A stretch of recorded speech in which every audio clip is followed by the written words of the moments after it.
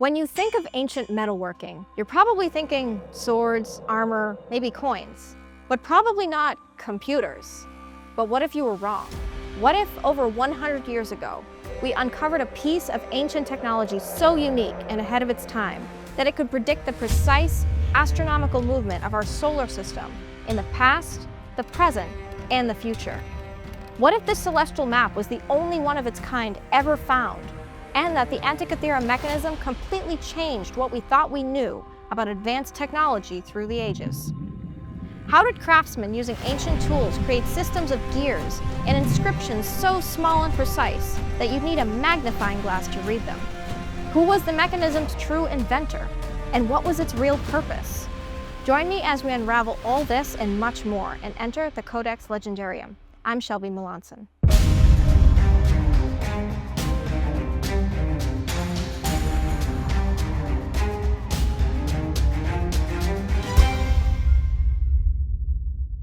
Welcome to part 2 of our deep dive, pun intended, into the Antikythera Mechanism.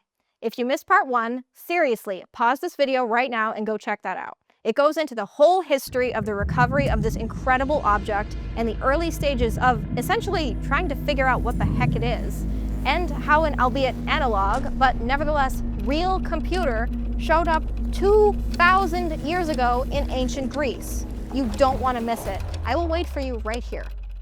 Okay, just a quick recap for the TLDR crowd.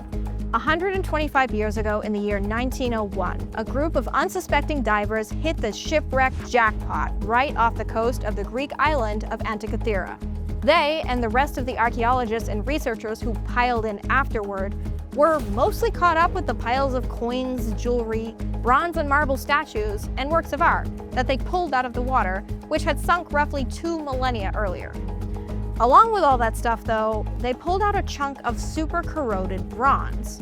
It basically got cast aside for a few decades until a handful of passionate scientists realized its potential, subjected it to a whole bunch of advanced scanning techniques, and discovered the truth. That the pile of metal is actually an unbelievably advanced map of the cosmos, capable of plotting out the past, present, and future movements of the sun, moon, and planets, plus celestial events like solar and lunar eclipses, and the timing of the Olympic Games. That was a mouthful. But now that we're all caught up, let's pick up where we left off. The incredible nature of the Antikythera Mechanism brings up a lot of major questions. One of the biggest ones is simple. How on earth were the Greeks able to even make something with such unbelievable precision? Well, this is where things get even more interesting. Before this discovery, we knew the Greeks used gears in their tech, but only simple ones, like large stationary gears that helped turn water-powered mills. But the Antikythera Mechanism contains gears that are so small and so detailed that their teeth are less than 1 millimeter long. Not to mention, remember those 2 gears we talked about in part 1 that account for the moon's elliptical orbit? That works because of a kind of gear technology called epicyclic gears, meaning gears mounted on other gears. This is way past the metalworking technology that experts believe started to appear in, say, the Middle Ages, which began 500 years after the Antikythera Mechanism sunk to the ocean floor.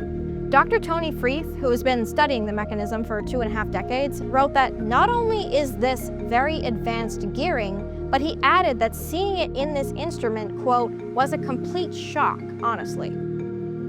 But the level of detail here goes way deeper. The lettering and number inscriptions on parts of this device range from 2.7 millimeters to just 1.2 millimeters. For reference, if you pull up a Google Doc and set the font size to 4, that's about how small we're talking, as in way beyond the comfortable reading range for even the most nearsighted people, myself included. Ancient Rome and Greece did have magnifying glasses, mostly glass containers filled with water which bend and refract light to make things look bigger, right?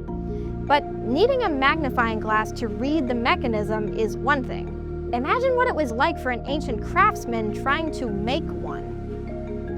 Painstakingly creating each individual gear by hand to such millimeter-precise specifications, having to scrap that gear if it was even the tiniest bit off. How many tries would it take even the most skilled hands before making one perfect enough for the Antikythera mechanism? And then duplicate that process many times over for each individual gear, plus creating the various dials and inscriptions on the metal, and then precisely combining all of that into a working machine. Now imagine having to do all that metalworking while looking through a heavy glass jug filled with water somehow rigged up on your workbench. In an attempt to explain how this level of tech was even possible to manufacture at the time, Alexander Jones, historian of ancient science at New York University, says this, quote, "Maybe there was just one high-end workshop around 100 BC that had the skills and knowledge to produce them." He adds that it must have taken months to complete one, and the clientele was probably small too. Okay, so our best assumption here is that there was one singular workshop in the ancient world that had the capability to produce this, which was far beyond the crafting level at the time in general. And then there's the time factor. I mean, there have been hobbyists and even other YouTube channels that have tried to reproduce the Antikythera mechanism using modern technology and machining techniques. And even with all of those advantages, it took them 2 years to do it. How long might it have taken an ancient craftsman? Not to mention, a 2025 study suggested that the device's extreme precision may have also caused problems with keeping it in good working order. Computer simulations suggested that gears might have often jammed, and that it could only be cranked about 4 months into the future before it had to be reset. That said, the study also indicated that it's hard to know any of that for sure, basically just because of the severe corrosion and warping that happened to the mechanism while it was on the ocean floor. If you ask me, all of that leaves way more questions than answers. But there's still one more big one we need to address. Who invented it? Before we get to that, if you're enjoying this episode so far, please don't forget to hit the like button and subscribe for way more mysteries, history, science, mythology, and culture. Please, it really, really helps us get the word out about the show. Back to the point here. If you ask the ancient writings, there are basically two main theories on the Antikythera mechanism's creator. One of them is that it was invented by Greek astronomer Hipparchus and designed and built on the Greek island of Rhodes around the 2nd century BC, also basically around 100 years before it sank to the sea floor. The other theory comes from the Roman philosopher and statesman Marcus Cicero. This is where yet another mystery of this device comes into play. In his book The Republic, Cicero writes about a celestial globe. Well, 2 of them. He describes one of them as displaying the movements of the sun and moon and of the 5 stars, which are called wanderers or planets. Sound familiar? He continues. Archimedes' invention was amazing in that he had worked out how a single rotation could reproduce the diverse paths of various bodies with their different speeds. He goes on to explain how the moon on the device matched the moon in the sky, as did eclipses. Just a quick note, he mentions the name Gallus in the next section. He's talking about Gaius Sulpicius Gallus, a war general and orator of the Roman Republic. Quote, "When Gallus operated this sphere, the result was that the moon was as many revolutions behind the sun on that brass contraption as it was days behind it in the sky. Hence, the very same eclipse of the sun took place in the sky and on the globe, and the moon then came round to the cone-shaped shadow of the earth cast by the sun from the opposite side." So there you have it. According to him, Archimedes invented it, which makes sense for the same reason saying the astronomer Hipparchus made it. Archimedes was an astronomer, a mathematician, and an engineer, and he lived from 287 BC to about 212 BC. Again, roughly 100 years before the Antikythera mechanism sank. Cicero also pays him a nice compliment in the process. Quote, "I came to the conclusion that the famous Sicilian, Archimedes, possessed more genius than any human being seemed capable of containing." But here's the thing. Cicero describes 2 globes in his writing, not just one. The first one, the one we mentioned a second ago, he describes as the newer one. But as for the second globe, he writes this. According to Gallus, that other globe, which was solid throughout, was an ancient invention. He describes it as passing through the hands of several figures in ancient Greek history, going back to one of them who lived as far back as 624 BC. He also said the newer globe, quote, could not be fitted onto the earlier globe, meaning the two were different. So what, was the first one just an earlier draft from an earlier era, like we talked about the possibility of before? Or if the mechanisms were just as advanced, albeit different, how could a similar level of technology exist 500 plus years earlier than in an era where it already shouldn't have been able to have been created? As of now, the experts say the Antikythera mechanism's true purpose is unknown. They suspect it might have been used for education, teaching students about astronomy and the movements of the cosmos. But I have my own theory.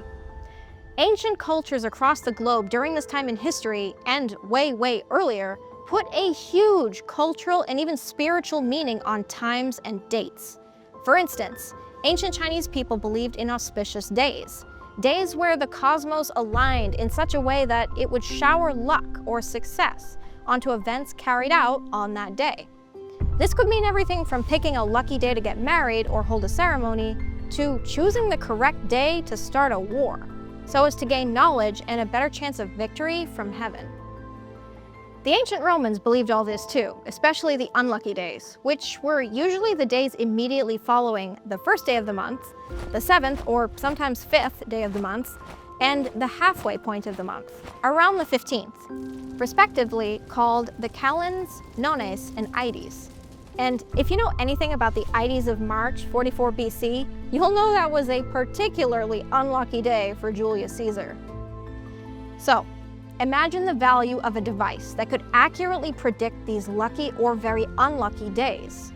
If you're a politician, or a war general, or an emperor, and you're suddenly handed a device that could predict the movements of the cosmos, which, again, defined how people view the happenings of the entire world and the rise and fall of societies, that could mean the difference between successes and failures that might decide the fate of your empire, not to mention your life.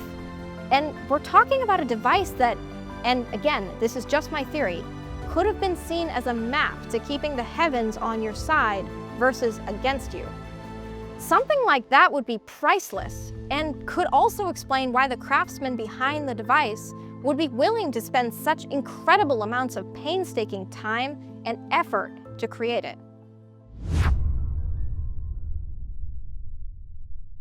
All in all, there's no debating it. The Antikythera mechanism was and is a marvel of its time, and likely amazed and mystified people 2,000 years ago just the same way it boggles our minds and captures our imaginations today. I personally am left with so many questions about the true origins of this device. Who actually invented it? The astronomers of ancient Greece on some remote island? Or is its true origin something totally different, perhaps hundreds of years earlier, and beyond what any of us might be able to imagine? This would hardly be the first time that the scientifically understood timeline of technology got a good shakeup as well. More on that in future episodes. In the face of all these lingering questions, which may be just as lost to time and the ocean as the rest of the Antikythera mechanism, maybe this is simply a great moment to take a step back and look at not only the mightiness of the cosmos, but also the incredible ingenuity that it inspires. Famed sci-fi writer Arthur C. Clarke wrote that any sufficiently advanced technology is indistinguishable from magic.